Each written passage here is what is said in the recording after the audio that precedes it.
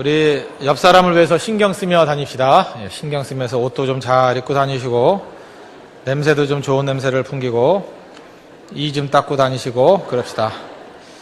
오늘은 너무 작은 것에 만족하지 말라. 너무 작은 것에 만족하지 말라라는 제목으로 하나님 말씀 증거하도록 하겠습니다. 사람이 어렸을 때에는 꿈이 큽니다. 왜 그렇습니까? 아직도 인생을 살지 않았기 때문에, 시도하지 않았기 때문에 그렇습니다. 근데 그 큰 꿈을 갖고 있다가 여러 차례 인생에 시도하고 또 그러다가 실패하고 깨지다가 자기도 모르게 자꾸 이렇게 왜소해지게 됩니다. 스스로 작아진다는 느낌을 받고 나중에는 지극히 작은 것에 만족하며 사는 그런 인생이 돼버립니다. 자기 자신의 사명과 꿈을 잊고 사는 존재가 돼버립니다.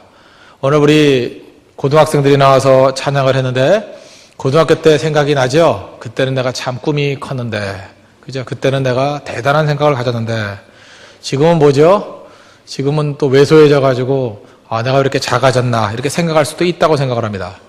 아브라함도 그랬던 것 같습니다. 아브라함도 하나님께로부터 얼마나 많은 꿈과 비전을 가졌습니까?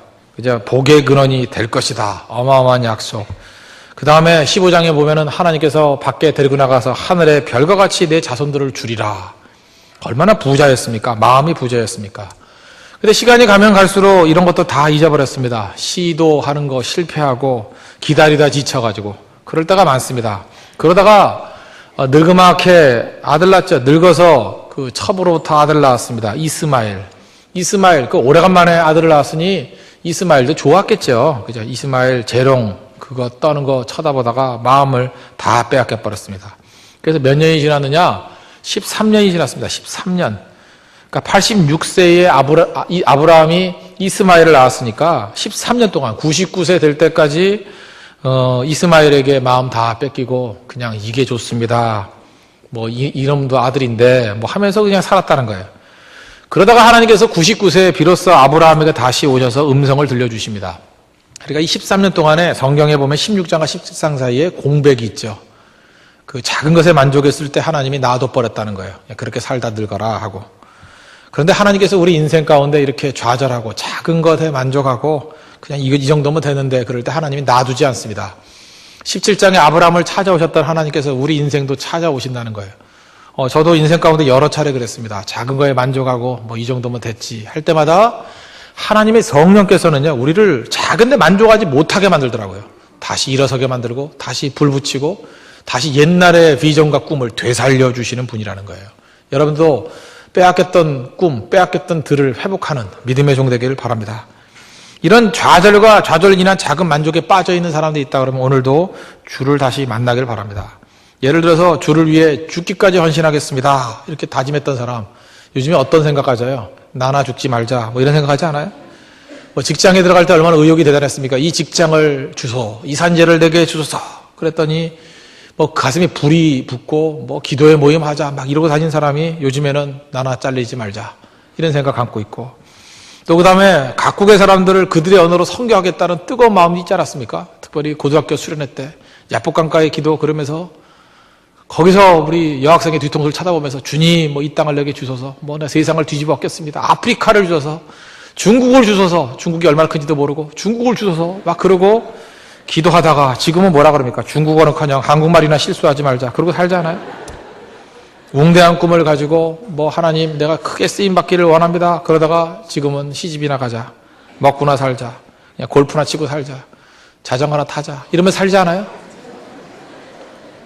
우리 바뀌어야 됩니다. 바뀌어야 돼요. 다시 일어나야 된다는 거예요. 99세 하나님이 임재해 주셨습니다. 아브라함에게 새로운 불을 붙여주셨습니다. 우리 다시 불이 일어나야 돼. 불이. 그죠? 불 꺼진 심령에게 이런 체험이 필요하다는 거예요. 자, 요즘에 이런 생각을 해봅니다. 인생을 어떻게 살아야 될 것인가. 연소시키면서 살아야겠다. 연소시키면서.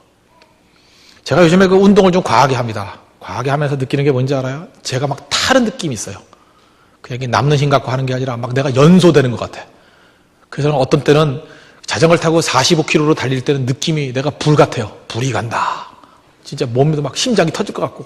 그럴 때 중단하면 안 됩니다. 터트려버려야지. 막 달리면은 나중에는 그 뭐라 그러죠? 몸이 막 연소가 되는 것 같아요.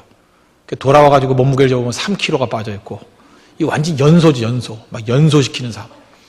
그걸 하다 보니까 이제는 뭐 글을 쓸 때도 그래요. 연소시키는 삶. 그냥 앉은 자리에서 뭐 A4 용지 한 50페이지를 쓰고 60페이지를 쓰고 옛날에 못 썼거든요. 막 연소를 시키고. 연소시키기 약간 머리카락이 빠지는 것 같아요. 막 연소가 돼가지고. 그래서 제가 그런 생각을 해봤어요. 야, 우리 인생도 전부 다 이렇게 연소시켜버려야 되겠다. 그냥 사랑을 해도 한번 뜨겁게 사랑을 해야 되고, 율동을 해도 그냥 뜨겁게 율동을 해야 되고, 찬송 한번 불러도 제대로 불러야 되고, 하나님의 성령께서 우리 가운데 오시면요, 미지근하고 지쳐있고 낙심한 심령들에게 연소시키는 삶이 된다고요. 불붙는 심령. 불붙는 심령. 여러분 삶을 좀 불태우십시오. 불태우는 삶. 불이 꺼져 있다 그러면 하나에 더 집중하면 불이 붙어요. 그 불씨를 가지고 여러분 예배를 통해서 하나님께 주신 불씨를 가지고 우리 삶을 연결시킬 수 있습니다. 진짜 그래요. 예배에서 연소되는 사람은 그 불길 꺼지지 않습니다. 나머지 모든 부분에 다 이게 불이 붙더라고요. 불이. 오늘도 이 시간에 불 붙는 시간 되길 바랍니다. 그래서 우리 삶 전체를 연소시키는. 그래서 하나님 내가 녹슬 없어지길 원하지 않습니다. 달아서 없어지기를 원합니다. 그런 표현보다도 우리는 연소되기를 원합니다. 내 삶 전체가 다 불 붙는 인생이 되기를 원합니다. 나를 받으옵소서 하는 그 모습이 있기를 바랍니다. 17장 참 위대한 장입니다. 저는 우리가 믿는 하나님이 얼마나 멋진 하나님인지를 이 창세기 17장에서 발견하게 됩니다. 작은 것에 만족하는 왜소해진 아브라함에게 하나님이 찾아오셔서 네 인생에 불을 붙여주마. 네 인생에 다시금 연소시키는 인생이 되게 해주마. 그래서 17장 이전과 이후에 컬러가 달라져 버려요. 다시 12장에서 하나님이 아브라함 불렀던 그 모습이 다시금 되새려지잖아요. 우리 요한복음 21장에서 그런 생각 들지 않습니까?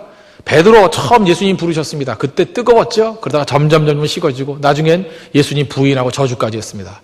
근데 부활의 주님이 베드로를 만나가지고 다시 하는 일이 뭡니까? 불 붙여주잖아요. 내 양을 먹이라, 내 양을 치라, 내 양을 먹이라 그러면서 그 다음에 베드로의 삶이 어땠습니까? 그의 3년째를 연소시키는 삶이었다고요. 하나님의 성령 만나고 난 다음에 미지근하게 사는 인생이 없어요.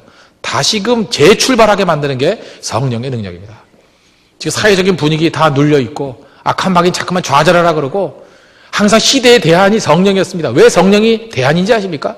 성령께서는 우리에게 다시 불 붙여주시고 우리의 삶을 연소시켜 주신다는 거예요. 여러분 여러 번 하다가 지금 낙심한 사람 많이 있죠. 공부하다가도 낙심한 사람, 연애하다가도 낙심한 사람, 또 10일이 되니까 이제 뭐 2달 남았네요. 2달도 안 남았네요. 또 1살 먹네요. 악한 마귀는 이런 쓸데없는 숫자 갖고 우리를 누린다는 거예요.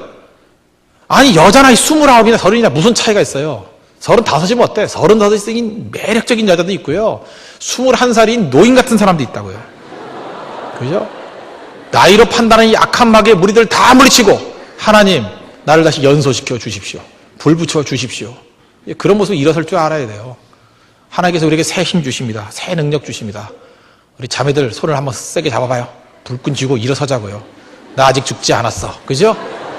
형제들도 손잡고 일어서야 돼요. 나 아직 죽지 않았어. 왜? 살아계신 하나님이 나와 함께 계시는데 내가 못할 일이 뭐가 있냐. 99세의 나이에 아브라함을 부르신 하나님입니다. 우리 99세 된 사람이 누가 있어요? 우리가 지금 29세가 됐지 99세가 됐나? 다시 일어서야 된다. 일어서야 된다는 거예요. 하나님께서 아브라함에게 오셔가지고 뭐라고 명령하시느냐. 완전해지라고 명령하십니다. 완전해지라. 1절 보십시오. 아브라함이 99세 때 여호와께서 아브라함에게 나타나사 그에게 이르시되 나는 전능한 하나님이라 너는 내 앞에서 행하여 완전하라. 이 완전하라는 뜻은 완벽하라 그런 얘기가 아닙니다. 완벽주의를 얘기하는 게 아닙니다. 허물 많은 인간이 완벽할 수 없습니다. 완벽주의에 빠져 있는 사람들은 자기 자신을 학대하고 감사도 없고 자족도 없는 인생을 살아갑니다. 이것은 욕심이라 그러지 이걸 완전함이라 그러지 않는다는 거예요. 아무리 그리스도인이라 할지라도 파보면 다 연약함이 있습니다. 이 얘기는 다른 사람들 약점 잡으라 그런 얘기 아닙니다. 완전하라 그랬다고 너 왜 완전하지 않냐고 약점 잡으라는 얘기가 아니에요. 여기서 완전하라는 것은 무슨 뜻이냐.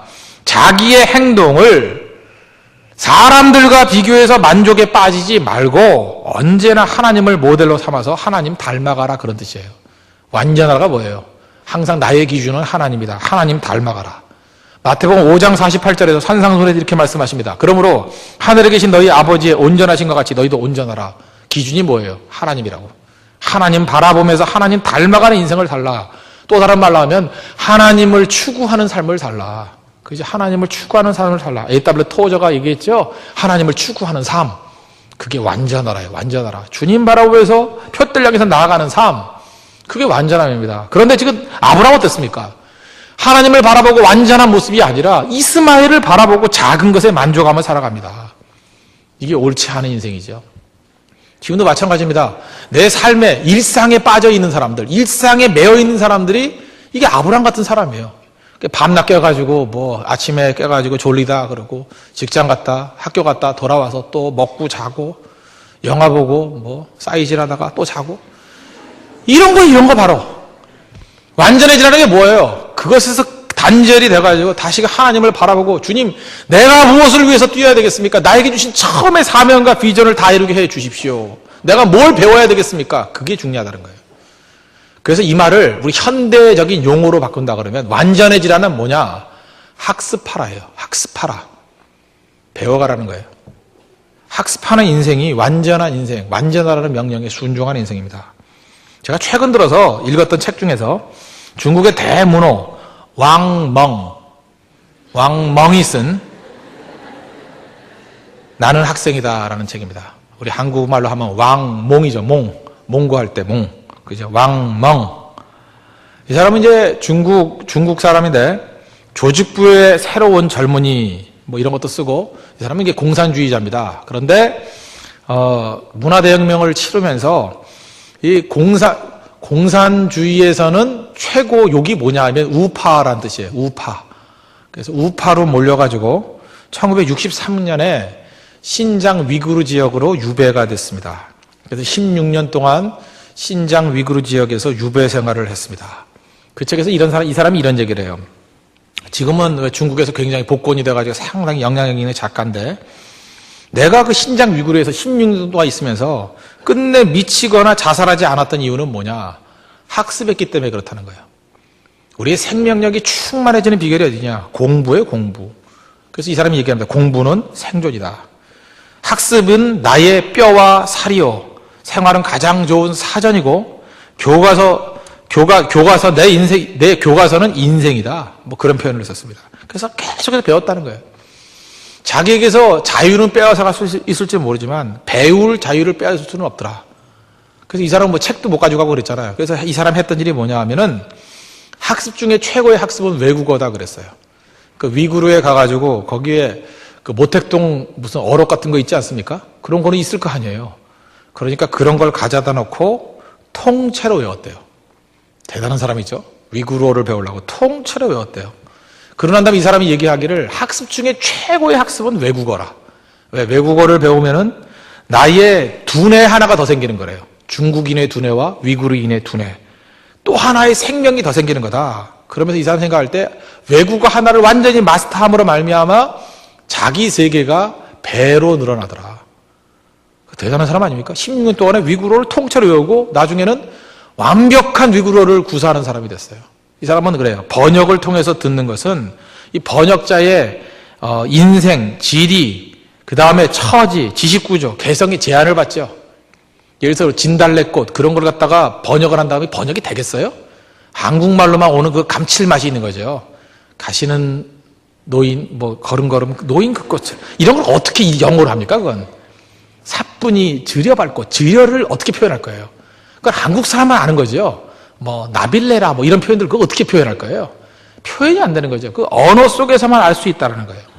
그래서 언어는 한 세계를 배우는 것이다. 그리고 이 사람이 46살에 샌프란시스코를 갔더니 자기도 영어를 못하고 그 다음에 그 영사관 직원인데도 영어를 못하더래요. 하여튼 일본에 중국에는 웃긴 또 영사관도 보내죠. 아무도 얘기를 못해가지고 트랜스퍼를 해야 되는데 어떤 걸 해야 될지 모르겠더래요. 그래서 돌아오자마자 영어를 공부하기 시작했어요. 46살에 영어를 완벽하게 합니다. 완전히 마스터해버렸어요. 그러므로 여러분들도 늙은 나이가 없죠. 그죠? 이 왕멍 이름이 멍인데 배우잖아요.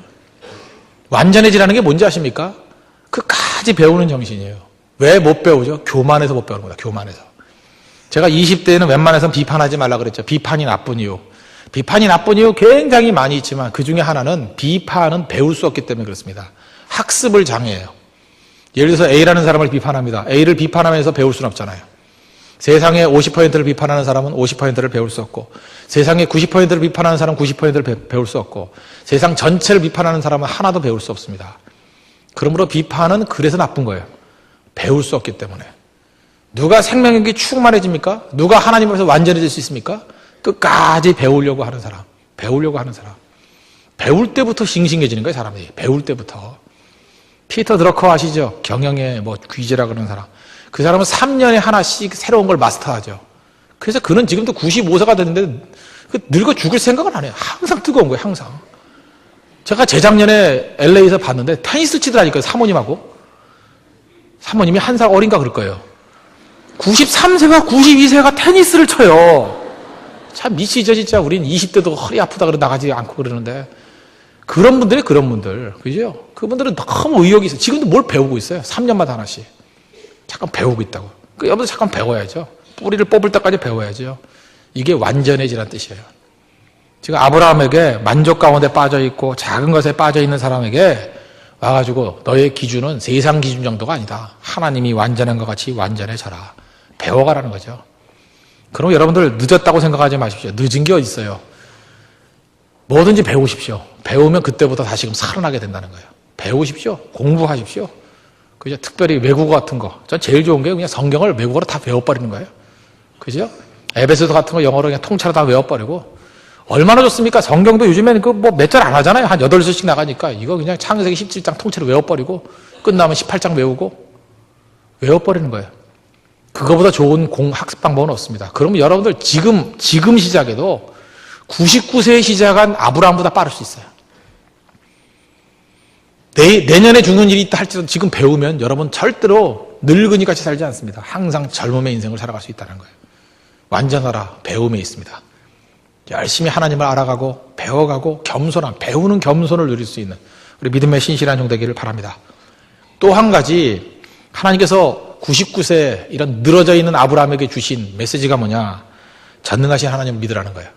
이건 또 하나 뭡니까? 불가능은 없다, 그 얘기입니다. 1절 다시 보시면 아브라함의 99세 때 여호와께서 아브라함에게 나타나서 그에게 이르시되 하나님께서 스스로를 소개할 때 나는 전능한 하나님이라 그랬어요. 너는 내 앞에서 행하여 완전하라. 전능한 하나님이라. 이게 무슨 얘기예요? 하나님은 불가능이 없으신 분이다, 그런 얘기입니다. 하나님은 아브라함이 불가능하다고 생각하는 모든 것을 다 하실 수 있다라는 거예요. 아브라함이 이스마엘에게 만족한 이유, 여러 가지 이유 중에 한 가지가 뭐겠습니까? 내 나이 99세야. 99세는 무슨 일을 할 수 있는 나이가 아닙니다. 죽을 준비할 나이입니다. 정리할 나이예요. 정리할 나이도 이미 다 지났죠. 그런데 하나님은 그때를 시작하는 시간으로 삼았다니까요. 늦은 게 어디 있어요, 늦은 게. 하나님께서 아브라함에게 나는 전능한 하나님이라. 이게 무슨 얘기예요? 너는 끝이라 그러지만 나는 시작이야, 그 얘기죠. 우리가 모세를 통해서 느끼는 게 뭡니까? 80세, 끝날 나이잖아요. 근데 하나님은 그때 시작하시잖아요, 그때. 이게 하나님이 하시는 일이라는 거예요. 우리 인생 가운데 그런 일이 얼마나 많이 있습니까? 얼마나. 많은 사람들이, 예를 들어서 여러분들 피터 드러커도 그렇고요. 그 다음에 베르디도 그랬다 그러죠. 자기 저작의 대부분이 70세, 80세를 넘어서서 그때부터 나오기 시작했어요. 최고의 작품들이. 톨스토이도 그랬고. 누가 그때 끝이래? 누가 끝이라 그랬어요? 인간들이 끝이라고 상식이 끝이라 그러지만 하나님이 함께 하시면 이미 늦은 시간이 없습니다. 다 시작할 수 있어요. 여러분 가운데 그런 생각을 하죠. 10년만 젊었어도. 여러분 40사람한테 물어봐요. 10년만 젊었어도. 그럼 30이거든요. 30살이 10년만 젊었어도 그런 말 할 필요도 없어요. 지금 시작하면 됩니다. 여기서 늙은 사람 아무도 없어요. 늙은 사람 아무도 없고 늦은 때 아무도 없어요. 저는 항상 50대, 60대를 만나잖아요. 그분들이 저한테 뭐라 그래요? 전 목사 이제 지금 시작할 나이도 늦지 않아 그래요. 난 그 말이 맞다고 생각을 합니다. 생각보다 인생이 이렇게 짧지도 않아요. 잘만 살면. 또 상당히 긴 시간이 될 수도 있거든요. 언제든 시작할 수 있는 능력, 그건 하나님의 성령께서 주시는 능력이라는 거예요. 하나님은 99세의 노인도 젊은이처럼 일으켜 세우는 능력이 있습니다. 자기 마음대로 포기하지 마십시오. 누가 포기하래? 누가? 포기는 배추 셀 때 단위예요. 포기하지 마십시오. 거기서 포기해. 하나님은 다시 시작할 수 있습니다. 왜 하나님께서 늦게까지 아들을 주시지 않았습니까? 이유는 이거예요. 전능한 하나님을 보여주기 위해서. 아브라함은 더 늙어야 됐습니다. 더 늙어야 됐어요. 더 힘이 빠졌어야 돼요. 왜? 그 힘이 다 빠지고 더 늙었을 때, 자기가 생각할 때 절망이라고 생각했을 때 네가 믿는 하나님이 전능한 하나님이라는 걸 보여주기 위해서. 어쨌든 우리 삶 가운데 힘이 자꾸만 빠지는 거죠. 왜 내 삶을 자꾸만 약하게 만들어버립니까? 이유가 있어요. 하나님께서 전능하신 하나님을 보여주기 위해 하나님의 뜻일 수 있다는 거예요. 믿음 하나 붙들면 돼요. 믿음 하나. 믿음 붙들고 일어서는 것, 그게 하나님 백성의 진실한 모습이라는 거예요. 혹시라도 여러분들 악한 마귀가 던져준 절망의 화살에 맞아가지고 신음하는 사람들이 있습니까? 우린 그런 존재가 아니에요. 99세에 아브라함에게 오셔가지고 하셨던 말씀, 완전하라, 학습하라는 거죠. 또 하나, 나는 전능한 하나님이다. 네 삶 가운데 불가능하다고 생각했던 모든 것들 다 가능한 일이고, 내가 너와 함께하면 못할 일이 뭐가 있겠느냐. 세상의 방식과 세상의 상식 믿지 말고 내 약속 믿어라. 나를 믿어라. 나를 믿어라. 일어서라는 거죠. 그래놓고 난 다음에 하나님께서 아브라함에게 새로운 브랜드를 붙여주십니다. 너 그 브랜드 갖고 안 돼. 우리도 그럴 때 있죠? 맥주 얘기해서 죄송하지만 10년 전만 해도요, 우리나라에 맥주가 두 종류가 있었어요. 오비 맥주, 또 하나가 크라운 맥주. 이상합니다. 아무리 맥주를 잘 마셔도 크라운 맥주가 이기질 못했어요. 그러다가 어느 순간인가 맥주 이름을 바꿔버렸습니다. 하이트 맥주. 그래서 역전해버렸죠. 그런 애가 또 있죠. 우리나라의 조미료 시장, 미원, 삼성에서 만드는 미풍. 죽어도 못 이겼어요, 죽어도.